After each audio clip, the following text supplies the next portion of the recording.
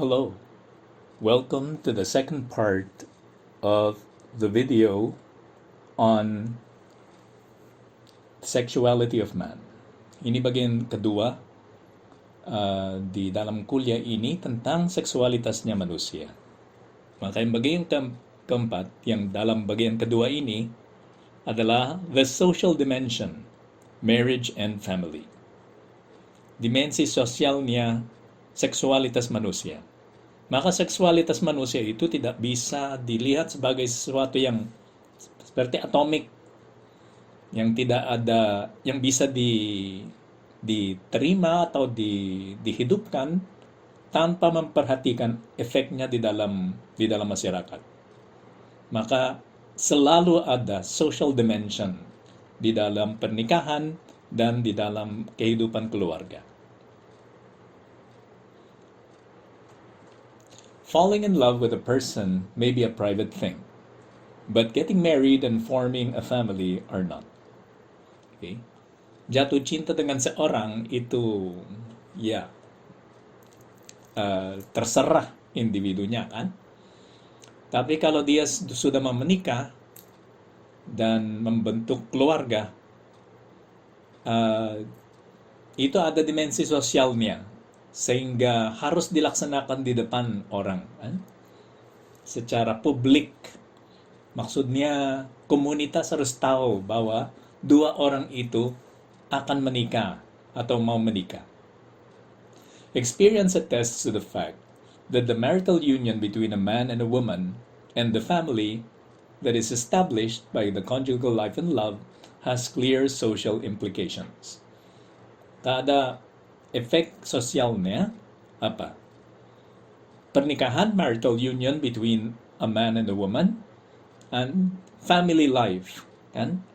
Kehidupan di dalam keluarga yang menjadi apa? Yang disebabkan oleh pernikahan itu.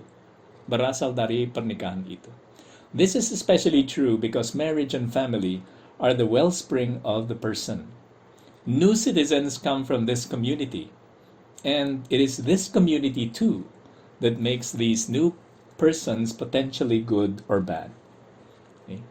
Maka yang keluarga itu, pernikahan dan keluarga itu sangat penting bagi masyarakat. Karena semua orang berasal dari sebuah keluarga. Dan warga negara dalam negara itu berasal dari keluarga, berasal dari dua orang yang menikah.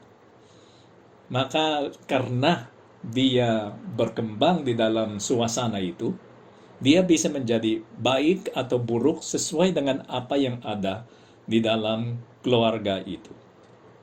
Thus it is clear that marriage and family have social repercussions. Udah jelas bahwa pernikahan itu dan keluarga selalu ada akibat sosial.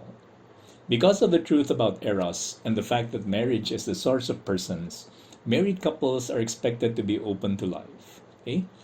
Apa itu? Cinta itu antara dua orang, satu laki-laki dan satu perempuan, yang sexualized, disebut di dalam bahasa Inggris, maksudnya ada di dalam konteks seksualitas. Cinta yang ada di dalam konteks seksualitas itu eros. Kalau tidak ada seksualitasnya, maka itu persahabatan. Memang eros itu adalah satu macam cinta antara dua sahabat, tapi ada seksualitasnya di tengah. Okay? Bringing new life into the world and into society is the duty of married couples. Maka karena itu,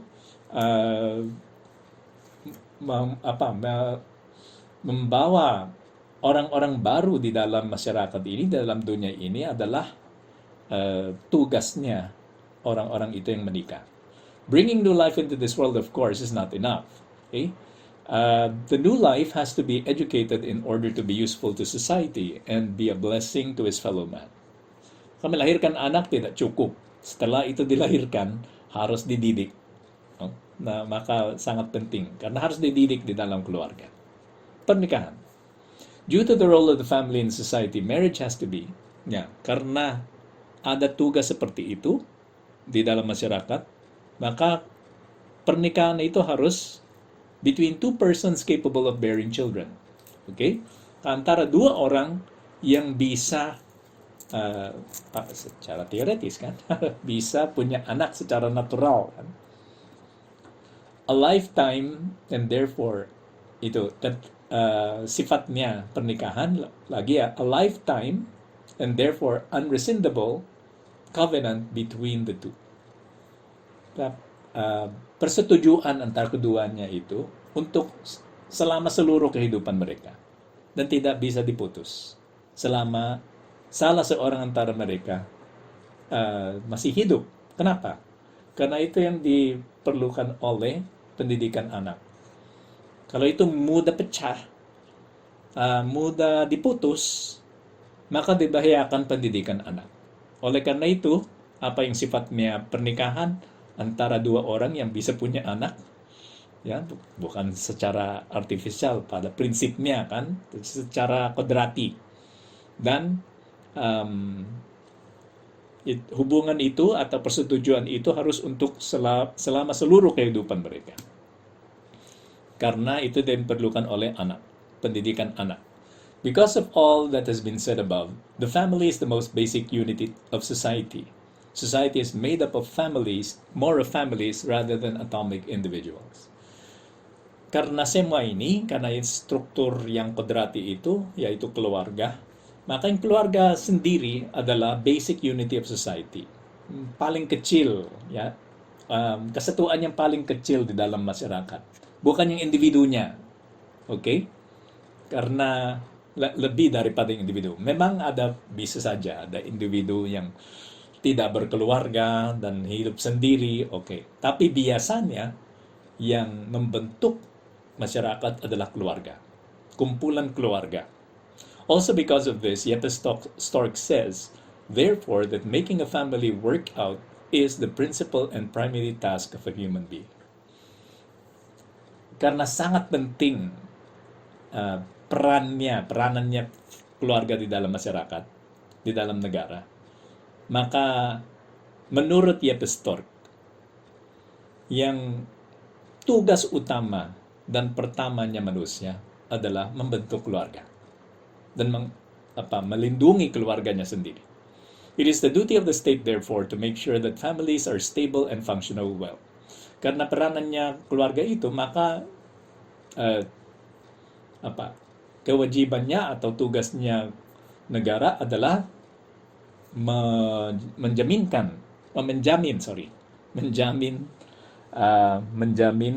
kekuatannya keluarga di dalam masyarakat.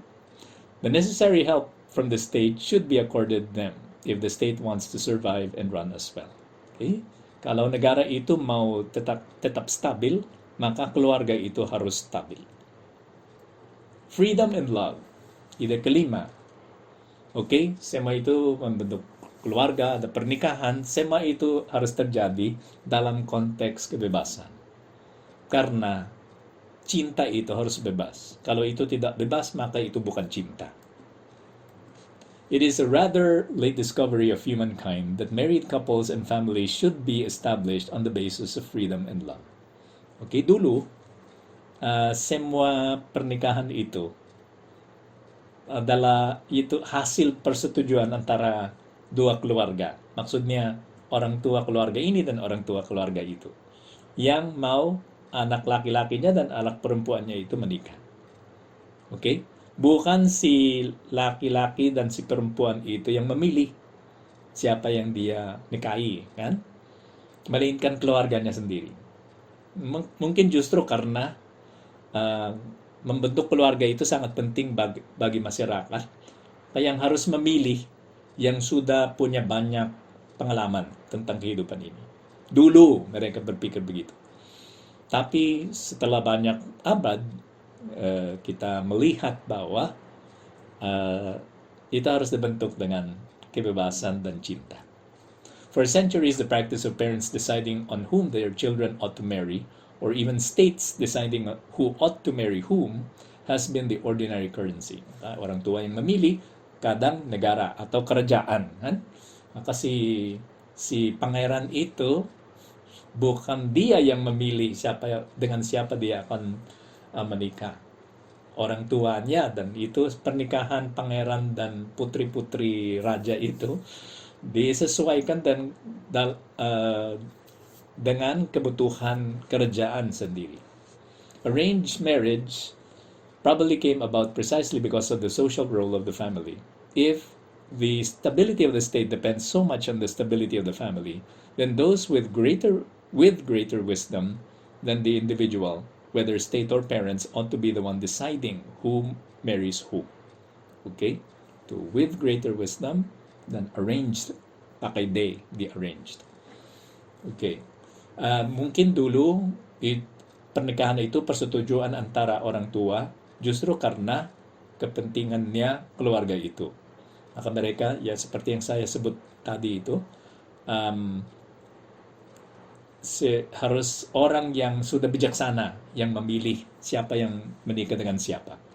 But in the end, the centuries of human history also show that families cannot be stable if the union is not based on love. Akhirnya dilihat juga kalau tidak ada cinta, maka kesatuan keluarga itu tidak tidak terjamin, ya? Tidak terjamin kalau tidak ada cinta.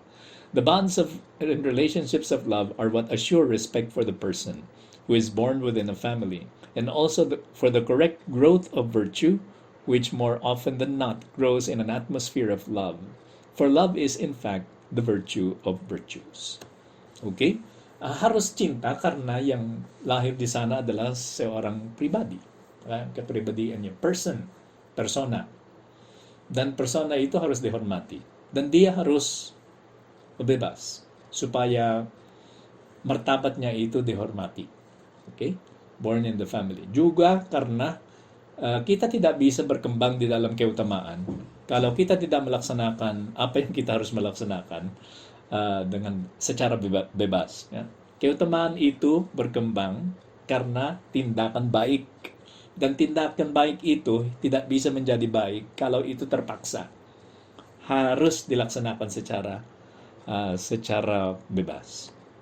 Besides, there could be no true love if there is no freedom. Tidak ada cinta kalau tidak ada kebebasan. No one can be forced to love. And if one is forced to love, then the result, even though it may look externally like it is not really love. Okay? Secara eksternal kita bisa salah berpikir bahwa itu cinta, tapi itu bukan cinta kalau di dalam tidak ada cintanya. Yes, this is the end of our lesson. We can now prepare for the quiz. Okay, and I hope that you learned something about the family and human sexuality. Have a good day.